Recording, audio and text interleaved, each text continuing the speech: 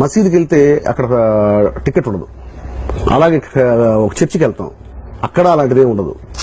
హ్యాపీగా వెళ్ళిపోతారు, భగవంతుడు చూసుకొని వచ్చేస్తారు, వీళ్ళ కష్టాలు ఏవో చెప్పుకుంటారు, వచ్చేస్తారు. కానీ మనకు వచ్చేసరికి వాంటెడ్ గా టికెట్ లేకుండా చూసేది ధర్మదర్శనం అంటే టికెట్ పెట్టి చూసేది అధర్మ దర్శనమేగా. పర్టికులర్ గా ధర్మదర్శనం అని పేరు ఎందుకు పెట్టారు? ఎందుకు భగవంతుడిని చూడటానికి ఈ విధంగా టికెట్లు పెట్టేసి దర్శనాన్ని నమ్ముకోవడం? ధర్మదర్శనం అని అంటే టికెట్ లేనిది, టికెట్ పెట్టేది అధర్మం కాదు, ఆపద్ధర్మ దర్శనం. అది అంటే ఒకటి మీకు చెప్పాలి, మసీదు, చర్చు, దేవాలయం ఈ మూడింటి మధ్య పోలిక ఏంటంటే యాక్చువల్ గా పోల్చడానికి లేదు. మసీదులో దైవము, నిత్య పూజ, కైంకర్యము, సేవ అక్కడ ఇవన్నీ ఉండవు. చర్చిలోనూ ఉండదు. జస్ట్ వాళ్ళు వెళ్తారు, ప్రార్థన చేసుకుంటారు, వాళ్ళకి ఎవరైనా పెద్దలు ఉంటే వాళ్ళు ఏదైనా బోధిస్తే దాన్ని వింటారు, దాన్ని ఆచరిస్తారు, వెళ్ళిపోతారు. అంతవరకే మసీదు గాని చర్చ్ గాని. కానీ వేరే దేవాలయంలో ఒక మూర్తి ఉంటుంది, ప్రతిష్ట. దానికి ఉదయము, మధ్యాహ్నము, సాయంత్రము, అలాగనే మధ్య మధ్యలో ఆ పాంచాహ్నిక పూజ అని ఉంటుంది, యజ్ఞం ఉంటుంది, అభిషేకం ఉంటుంది, హోమం ఉంటుంది. అసలు ఒకటి కాదు, రకరకాల సేవలుంటాయి ఆ దైవానికి. మరి ఆ సేవలకి ఎవరు దాన్ని నిర్వహించుకోవాలి అని అంటే ఎవరైతే దానికి ద్రవ్యం చెల్లిస్తారో వాళ్ళు చేసుకుంటారు. కానీ దర్శనం నిమిత్తంగా ఏ రకమైనటువంటి డబ్బులు ఉండొద్దు. దేవుని నేను చూడడానికి వెళ్లాలనుకున్నప్పుడు డబ్బులు వద్దు. కానీ ఏదైనా ప్రత్యేక సేవలు చేయించుకోవాలన్నప్పుడు అంటే ఆ ద్రవ్యాలు అవన్నీ కొనాలి, అక్కడున్న అర్చకుడు బ్రతకాలి, అంతే కదా. ఇప్పుడు మసీదులో కూడా, చర్చిల్లో కూడా డబ్బులు ఇస్తారు. ఎలా ఇస్తారు? దశమ భాగం ఇస్తారు పట్టుకెళ్ళి. మీకు తెలుసో లేదో తెలియదు.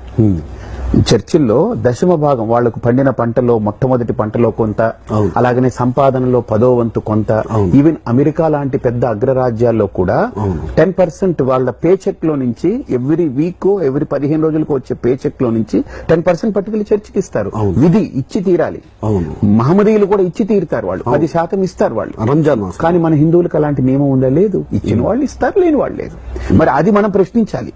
మిగతా మతాల్లో 100% ఖచ్చితంగా నువ్వు ఎంత సంపాదిస్తే అంత దాంట్లో 10% ఇవ్వాలని వాళ్ళు రాసి పెడతారు అందులో. కానీ మన గ్రంథాల్లో, శాస్త్రాలు ఎక్కడన్నా రాశాయా? లేదే. పత్రం, పుష్పం, ఫలం, తోయం యోమే భక్త్యా ప్రయచ్చతి తదహం భక్తి ఉపహృతం అశ్నామి ప్రేతాత్మన. ఏదిచ్చినా నేను తీసుకుంటానని అంటాడు భగవంతుడు. నువ్వు నీళ్లు ఇవ్వు కొద్దిగా చాలని, పత్రం ఇవ్వని. కానీ మన దేవాలయ వ్యవస్థ చూస్తే చాలా డబ్బుతో, ఖర్చుతో కూడుకున్నటువంటి వ్యవస్థ. అక్కడ మసీదు, చర్చి వ్యవస్థల్లో తక్కువ. కానీ 10% ఏం చేస్తారు వాళ్ళు? మొత్తం అంతా అక్కడ ఫాదర్కో, అక్కడ ముల్లాకో వెళ్తుంది. ఇక్కడ అలా కాదుగా. ఎంతో మంది అర్చకులు ఉంటారు, ఎంతో మంది అక్కడ సేవకులు ఉంటారు, పనిచేసే వాళ్ళు ఉంటారు, మొత్తం వ్యవస్థ ఉంటుంది. భగవంతుడికి అలంకరణ, అభిషేకము, నివేదన, పూజ, ఆ వచ్చిన నైవేద్యం అంతా కూడా భక్తులకు పెడతారు. ఇదంతా కొంత ద్రవ్యము అందులో వినియోగం అవుతుంది. కాబట్టి దాని నిమిత్తంగా కొద్దిగా టికెట్స్ పెట్టి అయ్యా మీకు ఇష్టమైతే చేయించుకోండి. రెండోది, మనకిచ్చేటువంటి డబ్బు కూడా ఆ కైంకర్యాలకి, అక్కడ ఉన్నటువంటి పోషణకి ఇస్తున్నాం మనం ఇచ్చే డబ్బు. అది మోర్ దాన్ దట్. ఇప్పుడు టీటీడీ లాంటి వ్యవస్థ తీసుకుంటే నిజంగా నాకు కూడా అనిపిస్తుంది, ఇంత డబ్బు వస్తుంది టీటీడీకి ఏమిటని. కానీ అన్ని వేల కోట్లు ఏదైతే వస్తుందో దాంట్లో సిబ్బంది జీతము, జీతభత్యాల నిమిత్తంగా 20,000 మందిని టీటీడీ పోషిస్తుంది.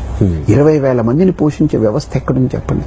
ఎంత అద్భుతమైన వ్యవస్థ అంటే. గవర్నమెంట్ కాకుండా ఎన్జిఓ ఆర్గనైజేషన్ ఎక్కడా లేదు. రెండోది, టీటీడీకి వచ్చేటువంటి డబ్బుతో 10% అంటే 2,000 కోట్లు వస్తే 200 కోట్లు వాళ్ళు ఖచ్చితంగా ధర్మ ప్రచారం నిమిత్తం పక్కన పెడతారు. కాళ్ళు లేని వాళ్ళకి, చేతులు లేని వాళ్ళకి, కళ్ళు లేని వాళ్ళకి, అలానే యూనివర్సిటీలు, హాస్పిటల్స్, టెంపుల్స్, బడుగు బలహీన వర్గాల పరిసర ప్రాంతాల్లో కూడా టెంపుల్స్ కడుతున్నారు. కాబట్టి ఈ రోజు మనం టీటీడీకి చూస్తే డబ్బు కట్టిన వాడి కంటే, డబ్బు కట్టిన వాడు విఐపి బ్రేక్ లో వెళ్తారు, ఒక అరగంటలో దర్శనం చేసుకొస్తారు, వాడికి ఏం ఫెసిలిటీస్ లేవు. డబ్బు లేకుండా వెళ్లే వాళ్ళకి టీటీడీ ఎన్ని ఫెసిలిటీస్ ఇస్తున్నాయి తెలుసా అండి మీకు? పాలు తాగితే పాలు, కాఫీ తాగితే కాఫీ, టీ తాగితే టీ, బ్రెడ్ అంటే బ్రెడ్, పులిహార అంటే పులిహార, అన్నం అంటే అన్నం, టిఫిన్ అంటే టిఫిన్. అసలు అద్భుతం, అసలు అమోఘం. ₹1 కట్టడు వాడు ధర్మదర్శనంలో వెళ్తాడు, వాడికి అన్ని ఫెసిలిటీస్. అంటే ఉన్నవాడి దగ్గర నుంచి తీసి లేనివాడికి పెట్టడున్నాడు. దిస్ ఈజ్ హిందూ ధర్మ. దిస్ ఈజ్ వాట్ అవర్ ధర్మ ఈస్.